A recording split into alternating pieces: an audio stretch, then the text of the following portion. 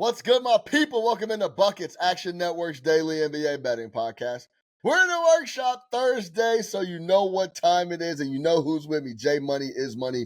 Go subscribe to the man's YouTube page, NBA Talk with Jay. I am your host, Sean Little, and we are recording live from our home, Tommy John studio. Thursday NBA slate is pretty light. Only 3 games. Timberwolves, Bulls, Jazz, Bucks, Trail Blazers, Spurs. But of course, we got to play for you. Know the deal. We'll get you the play. We'll get you the cap. We'll get you guys out of here. J Money. We could talk a lot. There's a lot of things going on in the NBA. Thunder finally drop a game. Nuggets pull it out last night. Looked really good in the second half. But give me your best bet for that Thursday NBA slate because we're both on the same accord and we're gonna break this game down. Yeah, I'll be keeping honest with you guys. I don't love the slate, but for the sake of the show, I will go with the Minnesota Timberwolves -6.5. I'll probably go a quarter unit on that game. Don't really love the slate, but I will throw a quarter unit on the Wolves -6.5. Yeah, I'm right with J Money. I'm gonna take the team total though on the Timberwolves. 115.5 right now is -130. I'll take 116.5 in the market, -115 on the team total for the Minnesota Timberwolves. All right, J Money. Let's get straight into the cap. We'll get everybody out of here quickly since it's just a 3-game slate. Jazz Bucks, the bottom of the cellar dwellers. 1-6 Jazz. The Bucks look horrendous. They are 1-6. We don't have to waste too much time there. Trailblazers Spurs is interesting just because Victor Wembanyama's on the floor, but we don't have to waste any time there. Let's go straight to the game we want to talk about. Timberwolves taking on the Bulls in Chicago. Why are you eyeing this spot for Minnesota? Bulls are going to be on a back-to-back coming off a blowout loss last night. Talk to me about Minnesota in this spot.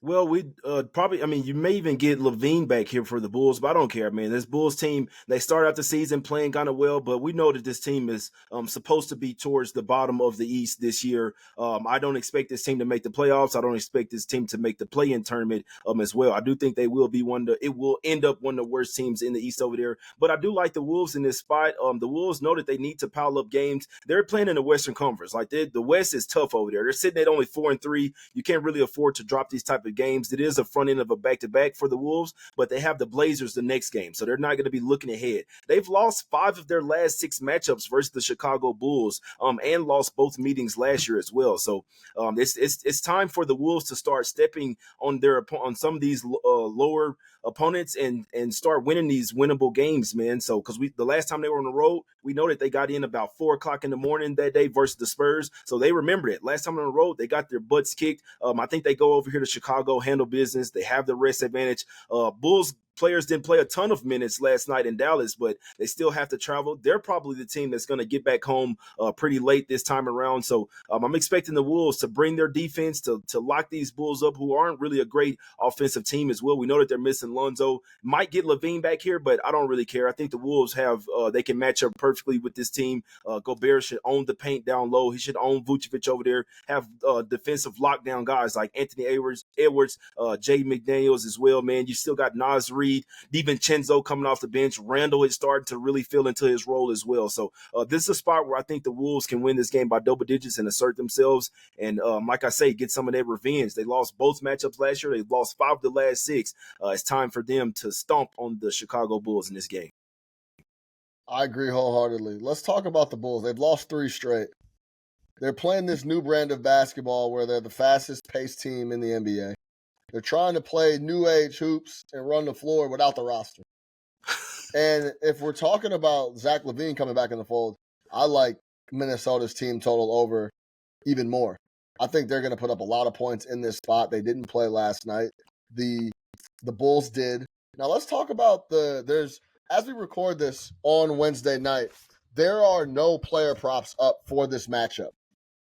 I would be looking at Anthony Edwards in this spot if there were props up on the market board. Listen to what some of the big dogs are doing against the Bulls tonight. Wednesday night, Dallas Mavericks, Luka, 27, 13 dimes, 7 boards, was a plus 35 in the game. Let's go back to earlier in the week. They played the Memphis Grizzlies. No John Morant, Desmond Bane, 11 of 19, 6 of 10 from 3. He had 30. They had 7 players in double digits, the Memphis Grizzlies. Jaren Jackson Jr., Aldama, Bane, Ravia, Wells, Huff, and Pippen Jr. had 14 points. Let's go to the Jazz. No Lauri Markkanen, no problem, because Keontae George is going to score 33 and John Collins is going to score 28. Let's go to the Nets. The greenest light on planet Earth, Cam Thomas, 32 points on 11 of 23. They played the Thunder. I think you get what I'm saying here. They gave up 23 to SGA, 24 to Jalen, 21 to Chet. So the big dogs, when they play the Bulls, are able to feast. They do whatever they want. I don't see why it's any different here for the Minnesota Timberwolves coming off a day off and the Chicago Bulls on a back-to-back. I think, as Jay alluded to, the Bulls played well earlier in the year. I think the jig might be up a little bit. They've lost 3 straight, and they've been getting blown out. Dallas absolutely blew their doors off last night. It was not a contest at any stretch of the game. We mentioned at the top of the show that we're coming to you from our Tommy John home studio, and that's because great games start with great underwear, and Tommy John makes the greatest. I have a bunch of the underwear. I have a couple pairs of shirts. I have a couple pairs of pants. Everything is unbelievably comfortable. That's the first thing you notice when you start rocking your Tommy John stuff. It's light, it's airy, it's comfortable, and you never want to take it off. Remember, when you're truly comfortable, you do everything better, and that includes betting. So if you love the Buckets podcast, if you love this crew, me and Jay Money, you'll love Tommy John. Get 25% off your first order right now at TommyJohn.com/buckets. Save 25% at TommyJohn.com/buckets. Talk to me about the total with I mean I guess the total doesn't really matter just because you're looking at the side and you think the Timberwolves will be able to I like your look though. I think it makes a lot of sense. yeah, I think they go hand in hand. Like you're kind of talking me into taking because if the Bulls are going to run and gun, this is the thing about team totals. You don't care if they even win the game. Like you, right. you just need them to that throws the whole. Obviously, it's a different type of handicap, but when it comes to like as far as who's going to win the game, which is probably the toughest thing to do in the NBA, you just need the pace to be there. And if the Bulls are going to run and gun, we know that the Wolves have some matchup advantages here. They have matchup advantages on the bench with DiVincenzo and Nasri as well. They have that lob threat with Rudy Gobert, which that Chris Finch has really been using a lot more this season as well. They really getting Gobert involved with those lobs, and it should be there versus guys like Vucevic as well. So you have Rudy Gobert, his points. You know Anthony Edwards, I call him Michael Jordan Jr. You know that he's going to be ready. Like I mean, if he's truly Michael Jordan Jr., you got to go into the United Center over there and ball out for real. You see what I'm saying? So, yeah. But I mean, you got Conley is kind of has a little banged up wrist, but I mean, 116.5 is very doable for the Wolves here. They have the rest advantage. There's no major team that they're looking ahead to as well. You know what I mean? So, I feel like this. I think you're talking me into the Wolves team total over. While I do think they win the game and cover, I think they put up 120 here in their sleep. Like the Bulls, they started out good defensively, but like when you're giving up, they're not guarding the 3-point line well at all. You see the Jazz bombing away from them from 3, and even their own beat writer said before the game versus the Mavs, like, all right, this may be a tough game because we haven't been defending the 3 ball well, and these guys have Luka Doncic, Kyrie Irving, and Klay Thompson as well, and you see those guys go bunkers on them, man. So the Bulls are starting to show who they really are, and if you can't guard the 3-point line, I think guys are really going to start to get hot. Like I said, Julius Randle, DiVincenzo, Naz Reid, you got Anthony Edwards as well. Those 4 guys could really go crazy. Conley might even break out of a shooting slump versus this team, man. So I can say I wouldn't be surprised if Zach LaVine comes back. I'm pretty sure he was drafted by the Timberwolves, so he probably sat out versus the Mavs. Like, you know what, you know how it is. These players want to pick and choose when they want to play, but he'll see the Wolves on the schedule. Oh, my shoulder's good now. So, but I'm telling you, bro, watch. I've Yeah, watched Levine play.